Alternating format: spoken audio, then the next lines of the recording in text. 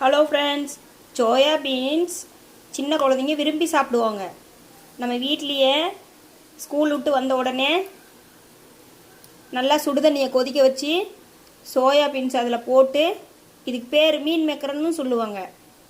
இதை போட்டு நல்லா வேக வச்சுட்டு நல்லா பச்சை தண்ணியை ஒரு 4-5 தடவை ஊற்றி நல்லா அலசி எடுத்து ரெடியாக வச்சுக்கணும்.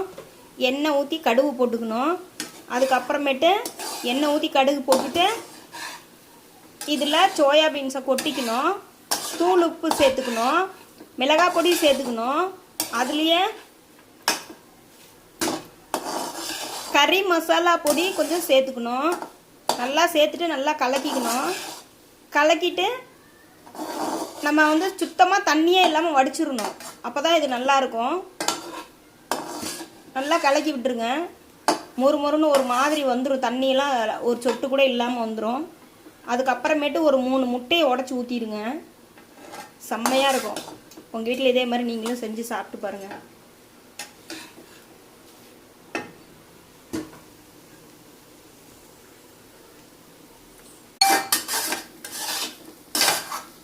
தண்ணியே இல்லாமல் நல்லா வரன்னு வர மாதிரி நல்லா வறுத்து எடுத்துருங்க. ஆயில் கொஞ்சம் கம்மியாக ஊற்றிக்கோங்க. தேவைப்பட்ட இடையில ஊற்றிக்கோங்க நிறையா. உங்களுக்கு எப்படின்னு தெரில. நான் 5 ஸ்பூன் ஆயில் இதில் சேர்த்துருக்கேன்.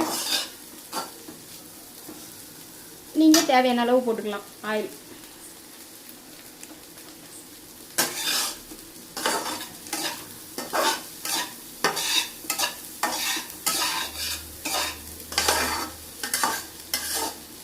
இப்படி அமுக்கி பார்த்தா தண்ணி இருக்காது, அந்த தண்ணி சவுண்டு வராது. அப்போ எடுத்துருங்க.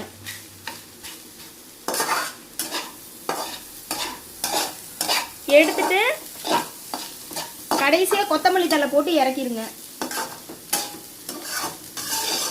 நல்ல வாசனையாக மணமாக இருக்கும்.